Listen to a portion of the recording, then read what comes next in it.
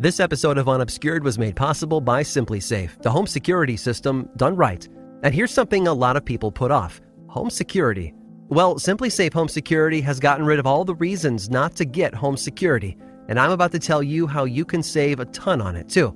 SimpliSafe has no contracts, no markups, no installation windows, just professional quality home security with 24/7 monitoring. Save hundreds with SimpliSafe's extended holiday sale at simplisafe.com/unobscured. But hurry, this holiday sale ends January 8th. That's simplisafe.com/unobscured.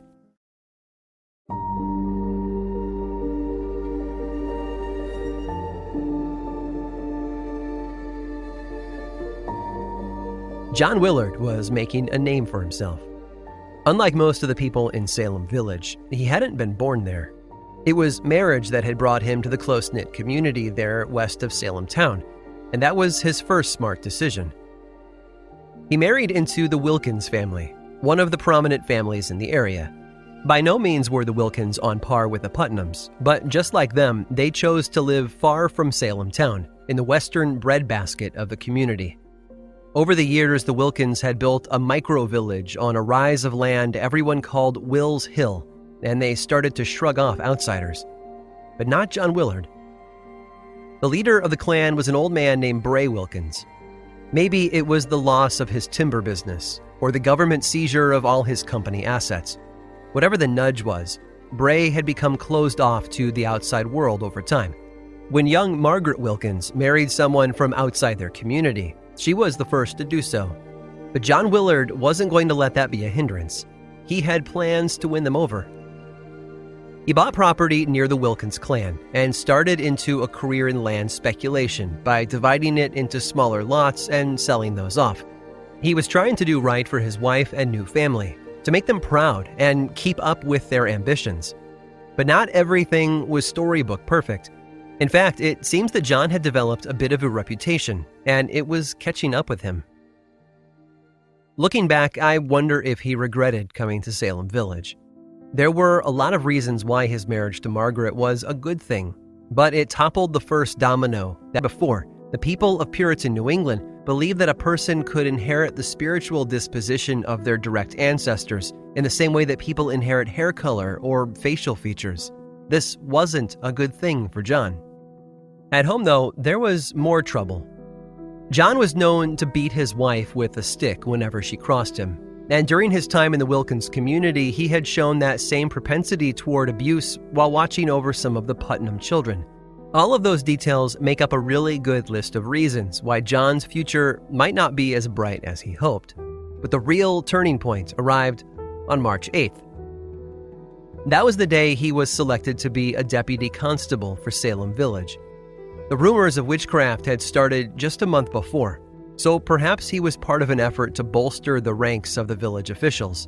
We know that John Putnam Jr. was also sworn in that same day, so that's probably the case. They knew they were about to become very, very busy. John Willard's role gave him a front row seat to the mess that was unfolding in the village. His name isn't on any of the legal documents, but as a deputy constable, he would have been responsible for helping Constables Herrick and Locker arrest and transport the accused witches, dragging them from their homes to the meeting house, and then from jail to jail when they were moved from Salem to Boston and back again. Maybe he was one of the men responsible for hauling the sick Sarah Osborne from place to place, or the elderly Rebecca Nurse. Maybe he was one of the men who transported little Dorothy Good, imprisoned as a witch at just 4 years old. No record remains of exactly what touched John's heart, but something about it got to him. There was something about jailing so many vulnerable women, children, elders, and respected churchgoers that finally broke through his conscience.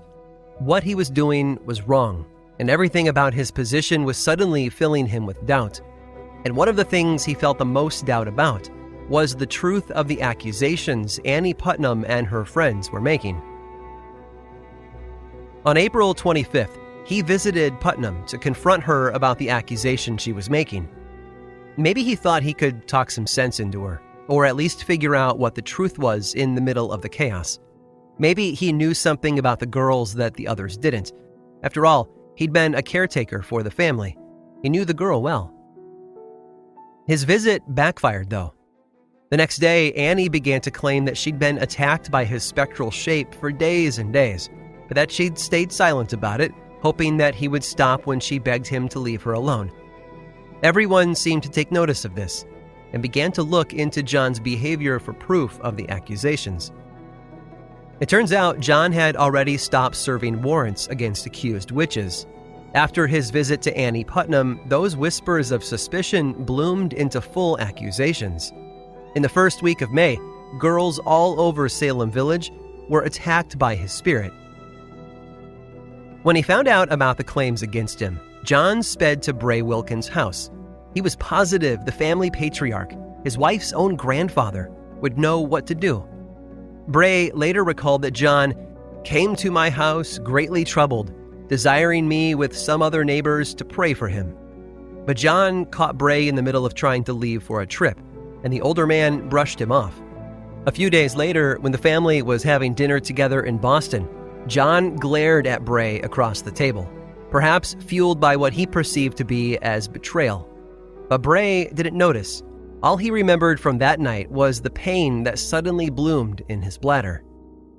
Later, a doctor who examined him said that his affliction was preternatural, reminding him of the newest rumors about John Willard. When Bray had recovered enough to make the journey home to Salem, he arrived to find one of his grandchildren, 17-year-old Daniel, laid low by a mysterious illness of his own. That was enough evidence for the village. Hawthorne and Corwin scribbled out another of their warrants, this time for John Willard. No one had formally approached them to request it, but the rumors were just too enticing, so they handed the slip of paper to John Putnam Jr., who had been selected alongside John Willard on March 8th. When Putnam arrived at John Willard's home the next day, he found it empty.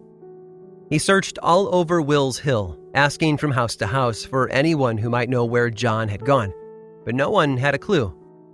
At the end of his visit, Putnam left with a clear message from the Wilkins family. John Willard had fled Salem.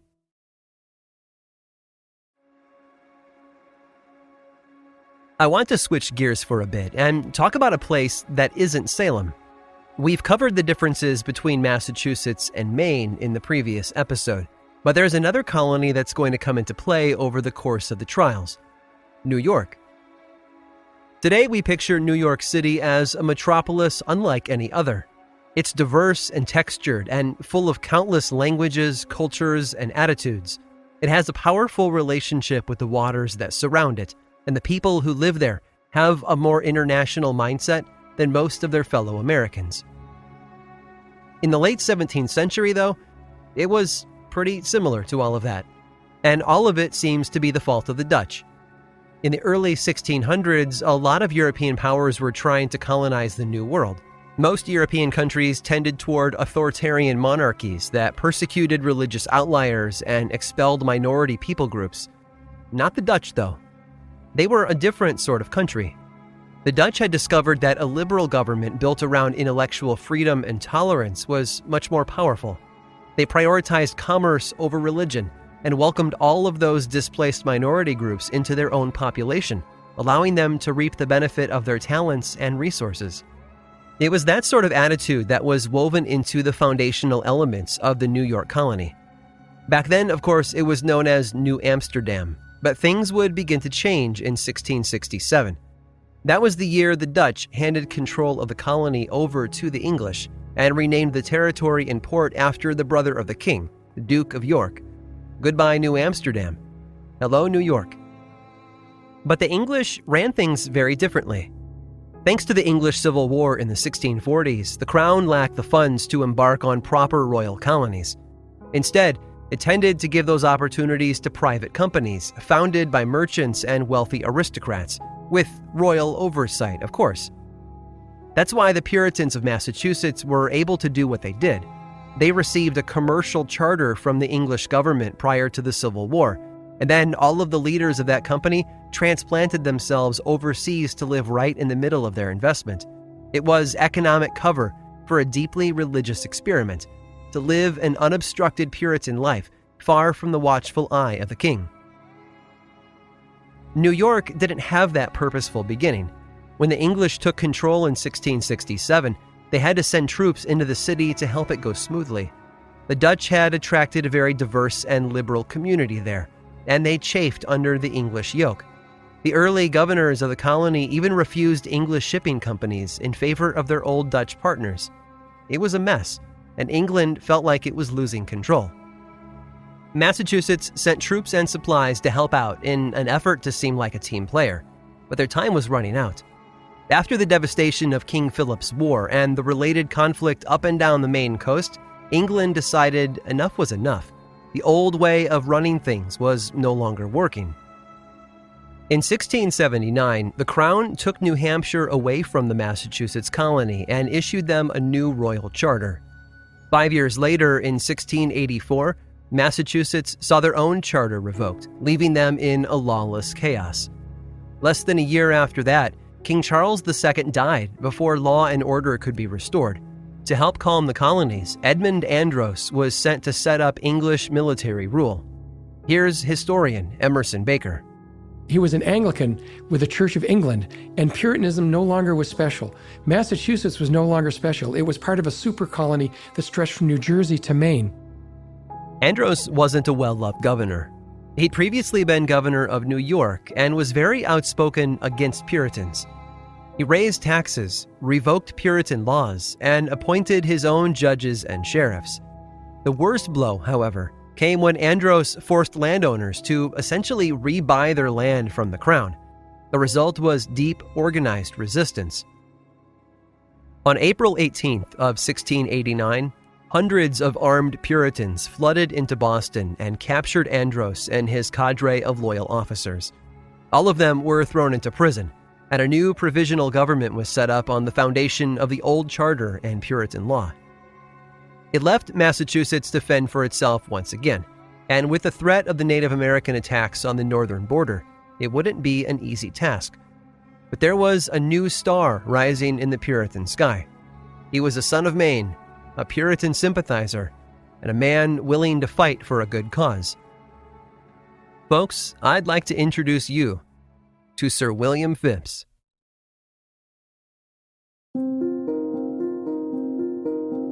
William Phips had the sort of upbringing that any hardworking American today might connect with.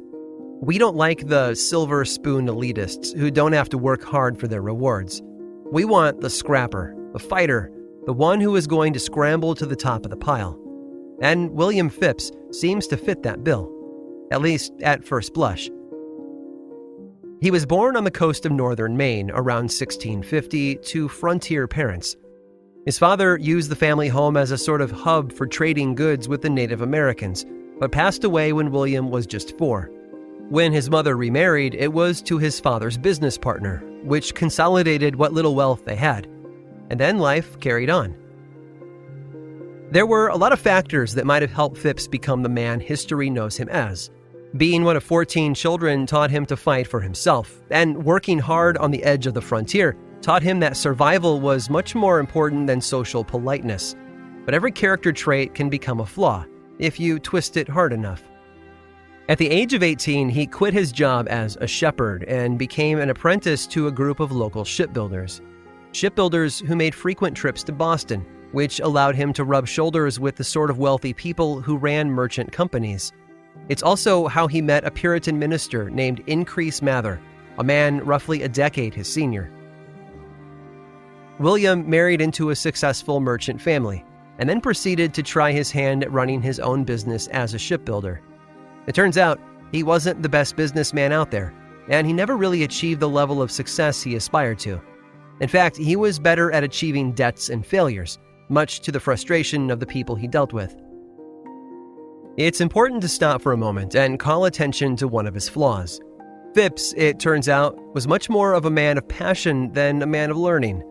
He wasn't stupid by any stretch of the imagination, but he also wasn't educated, and that sort of rubbed off in his business dealings.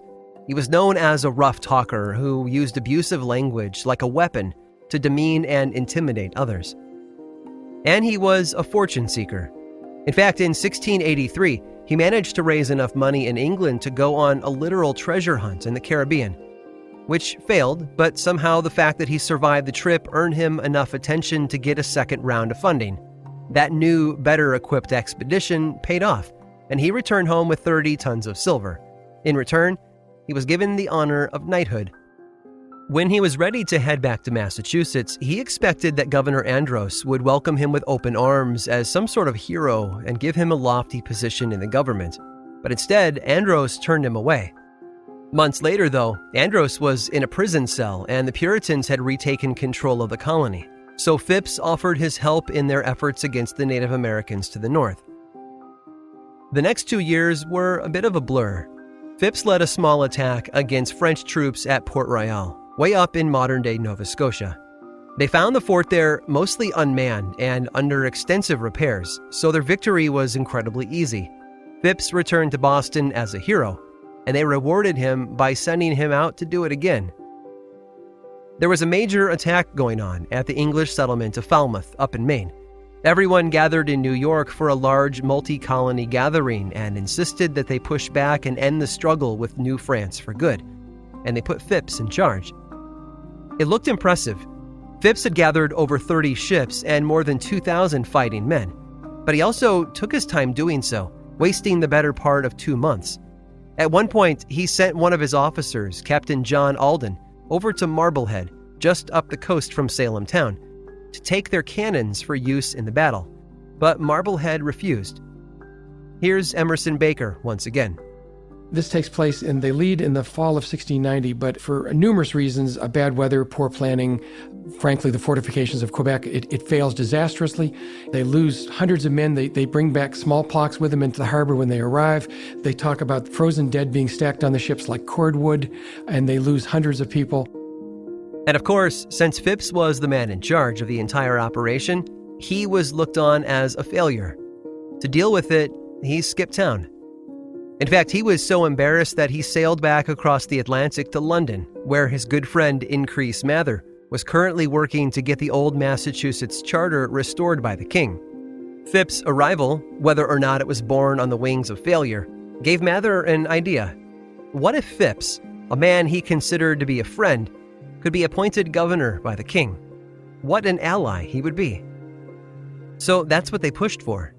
Mather ditched over 2 years of diplomatic efforts to restore the old Puritan charter, and instead seemed to have made a new deal. A new charter that was favorable to royal control in exchange for Phipps in the governor's house. But of course, that meant returning to Boston. Phipps loved the idea of being governor, but hated the thought of facing all of those angry colonists. He had already disappointed them once before with the failed Quebec incident. Now he was bringing them a charter that was the opposite of what they wanted. That's probably all he thought about on that long journey back. By the time his ship was pulling into Boston Harbor on May 14th of 1692, he had a plan. It wasn't honest, and it certainly wasn't legal, but he knew how he was going to prevent the crowds from showing him the same hospitality they extended to Edmund Andros. He was going to lie to them.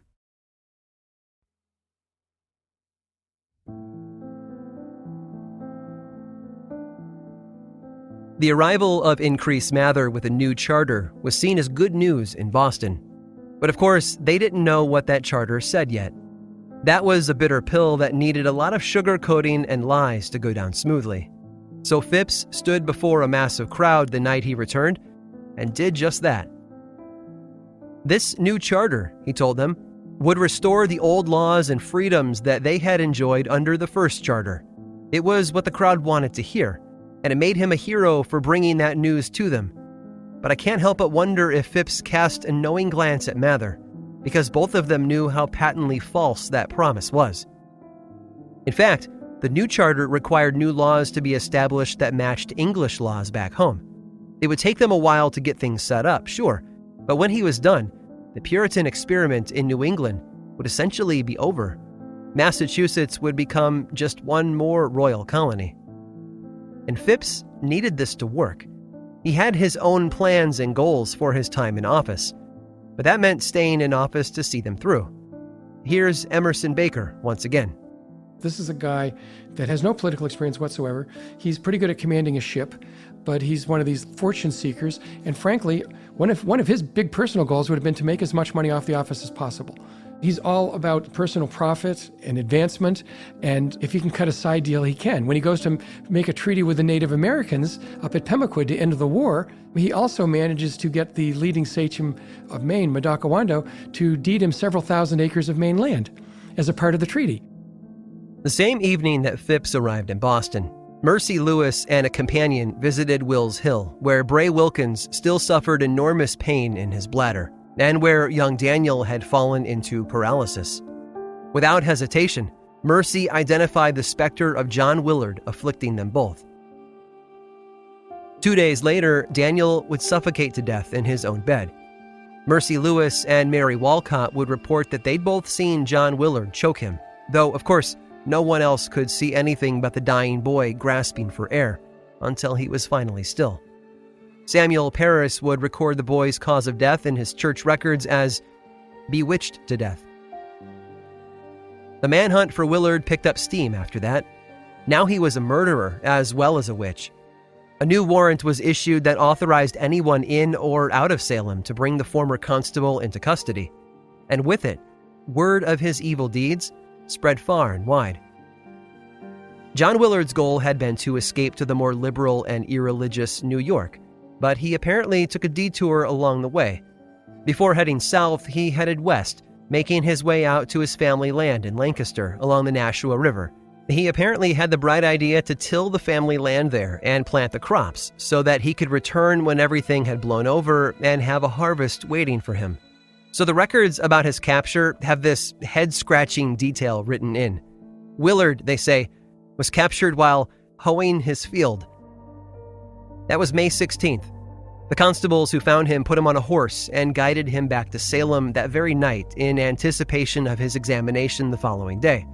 But when they arrived, there were already too many people listed for examinations on the 17th, so Willard would have to wait in jail for another day.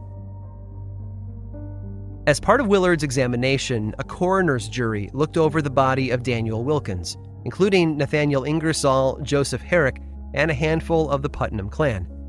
They reported finding a collection of bruises on the boy's back, along with cuts and puncture marks all over his body. In fact, it almost seemed as if someone had pierced Daniel with an awl. And when they rolled the body onto its front, they noted that blood flowed freely from the boy's mouth. This horrifying condition compelled these men to declare that he'd been the victim of violent and malicious witchcraft. Given what the Wilkins family knew about John's violent tendencies against his own wife, it seemed all too clear that this could be his handiwork.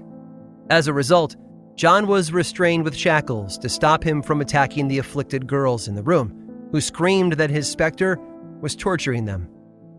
Oh, and when the chains clanked onto John's legs, they say old Bray Wilkins was suddenly relieved of the piercing pain in his abdomen. That you were fled from authority is an acknowledgement of guilt, Hawthorne declared. In other words, John Willard had made his confession through his actions. The previous afternoon in Boston was devoted to other matters, though. Phipps and the council devoted their time to the ordering of the Massachusetts militia and the naval fleet. They also ordered a public fast for May 26th, so that everyone in the colony could devote time to prayer for the new government. The next few days after that were taken up with an emergency, as 3 French privateers raided up and down the coast. Time was slipping away from Phipps, and it was starting to become clear that governing would be nothing more than handling one crisis after another. All the while, Hawthorne and Corwin continued to examine multiple accused witches every day, and the flow of prisoners to the Boston jail couldn't have escaped Phipps' notice. On May 23rd, he finally gave his first official orders regarding the trials. He instructed the prison keeper to buy more shackles. I don't know about you, but that sort of response wouldn't have sat well with me. Finally, on May 24th, Phipps and the council met with Hawthorne and Corwin, who had traveled down to Boston for the occasion.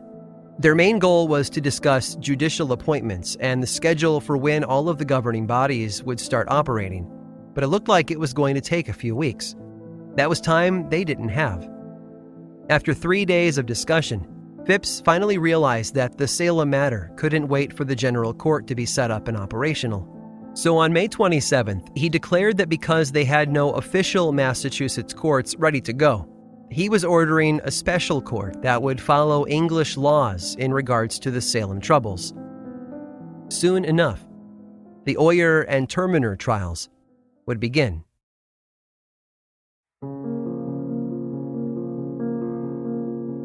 You're probably wondering at this point, what in the world is an Oyer and Terminer trial?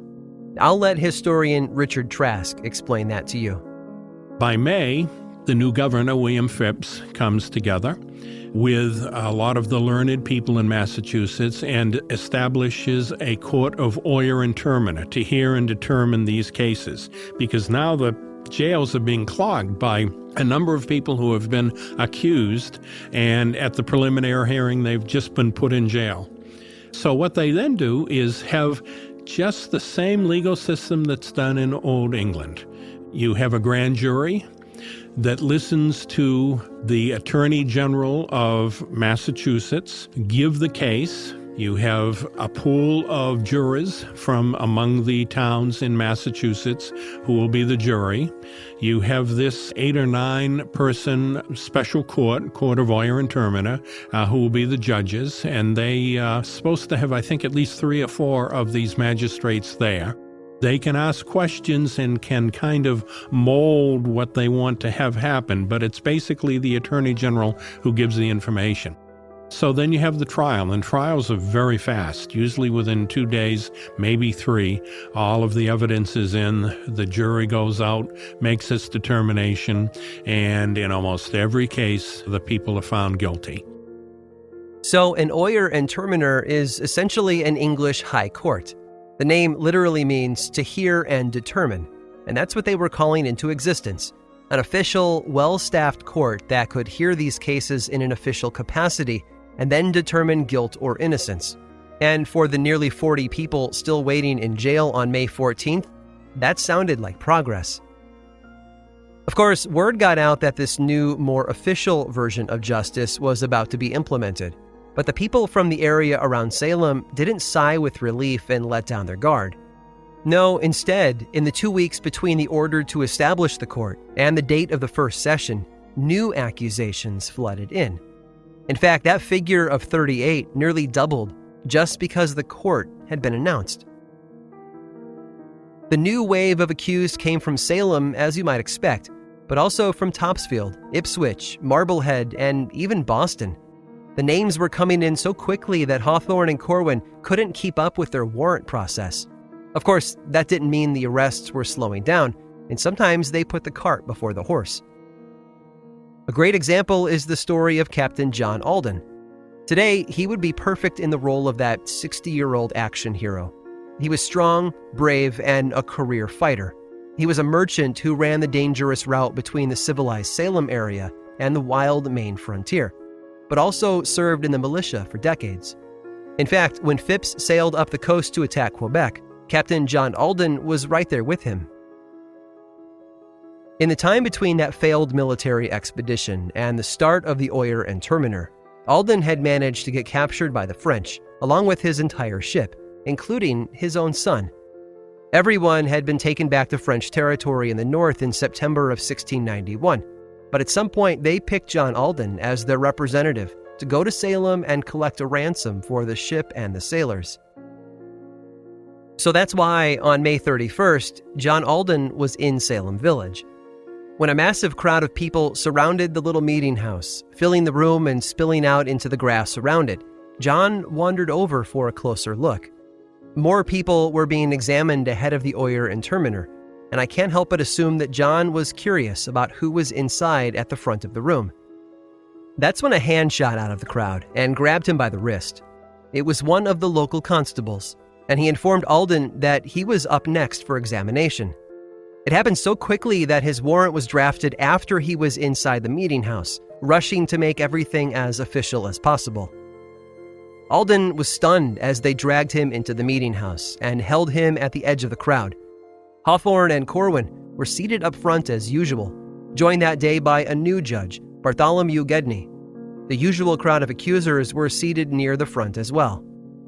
When they were ready to begin, the judges asked the girls to look at the crowd and identify Captain John Alden, the man they had accused of sending his spectral form to attack them. The girls failed to point to the correct man, though, much to John's delight. Rather than assume that was because they really didn't know what Alden looked like, the judges assumed it was because the meeting house was so dimly lit, so they dragged the girls and a group of the accused outside into the daylight for a better look. Along the way, someone must have coached one of them, because they were finally able to point a finger at Alden. The actual examination didn't go any better for him. We might look on Alden's capture by the French with pity, and see his release and plans to return to his son to be noble. The magistrates, though, saw it as a sign that he was in league with the devil. The French were Catholic, and they had allied themselves with the Native Americans, two groups of people viewed as tools of Satan by the Puritans. John Alden wasn't the only suspect to leave the meeting house in shackles that day, though. One of them was Martha Carrier, from nearby Andover. Accusations about her involvement in witchcraft began after she refused to leave town after her family contracted smallpox, which upset her neighbors. Never mind the fact that the outbreak was really the fault of Phipps and his failed military expedition. Everyone was carted off to jail that afternoon, but unlike all the previous examinations that had taken place, these suspects could at least see the light at the end of the tunnel.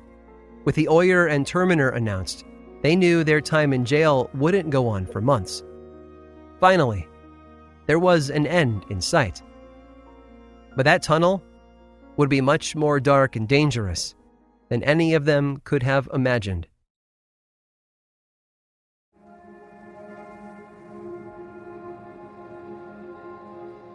I think it's interesting to point out just how upside down these examinations were. In typical Puritan society, women and children had almost no voice, and yet here was a group of young women who practically guided the entire debacle toward its dark destination. And I'm not alone in noticing that hypocrisy. Here's Jane Kamensky, professor of American history at Harvard, with more thoughts on the matter. That is, to me, the great mystery of the Salem proceedings, how in a world that devalues women's utterances and that tends to keep maybe especially young women within their channels, this group of adolescent, that's an anachronistic term, but women in their teens and early 20s come to be this sort of star witness coterie is completely ineffable. I think there is pretty convincing evidence that they are to a certain extent coordinating with each other and engaging in deliberate fraud. It's also interesting to note just how frantic things became so early on, and how that chaos provided another reason for why these young women were able to take such control over the proceedings. It seems like a moment where the normal sources of authority hold so poorly, and the need for answers to questions that seem profound feels so urgent that people begin listening to unexpected witnesses who say they have answers. It's hard to be definitive about it, but looking back on this phase of the Salem trials, it really seems like the magistrates were simply overwhelmed by it all. An ever-increasing flow of suspects and a nearly constant barrage of new afflictions and unexplainable episodes combined to make it all just too much to handle logically. At some point, they had to have just given in. When they were wrapping up the examination of Captain John Alden, they asked him to stand on a chair with his arms limp at his sides and look toward the girls who had accused him. The moment his eyes fell on them, the girls toppled over and began to writhe on the floor in agony, just as they had done before, in his presence and in the presence of so many other accused individuals. The newest judge at the front of the room, Bartholomew Gedney, motioned toward the girls and glared at Alden as if to say, "Do you see what you have done?" But Alden stood his ground. He turned his gaze from the girls and aimed his eyes straight at Gedney. After a brief pause to let this significance sink in, Alden spoke up in his own defense. If his gaze was so powerful as to afflict the girls over there, he suggested, why did Gedney not also fall over in pain? The stumping of the judges enraged Salem's junior minister, Nicholas Noyes, who launched into a tirade, fuming that Alden dared to speak of God while bringing calamity to the colony. With the minister on the side of the girls, the judges ordered George Herrick to escort John Alden to jail. Neither his standing in the community nor his wealth as a merchant would serve to render him free. Instead, like so many others, he was sent to Boston to await justice. Whether they believed God would finally step in and intervene, or their faith was in the newly appointed Governor Phipps, a higher power was about to take over. The official trials were about to begin. That's it for this week's episode of Unobscured. Stick around after this short sponsor break for a preview of what's in store for next week. This episode of Unobscured was made possible by SimpliSafe, the home security system done right. SimpliSafe believes nothing should get between you and protecting your family. That's why they only charge you what's fair, $14.99 a month. With SimpliSafe, there are no contracts, no markups, and no installation windows. It's so easy, you'll have your system up and running in minutes. This holiday, you'll have everything to be thankful for and everything to protect. So get a jump on protecting your home at simplysafe.com/unobscured. That's simplysafe.com/unobscured. Next time on Unobscured. Mercy Lewis and Annie Putnam both had claimed to see Bridget's spirit in their home. They stated, as if it were indisputable fact, that she had bewitched her second husband Thomas to death. It was damning evidence, given the circumstances. But Bridget had also lied to the magistrates, and that didn't help her case. When they asked her if she was a witch, she denied it and claimed that she didn't even know what a witch was. She also claimed she hadn't known anyone else confess to being agents of the devil. But that wasn't exactly true. On the morning of her examination back in April, she had been told that Abigail Hobbs and Mary Warren had confessed. And if Bridget was willing to lie about that, what else was she lying about? It was all word games. It was all a classic example of Bridget being considered guilty even before she was examined on April 19th of 1692. Nothing she could say would change the public perception of her. All she could do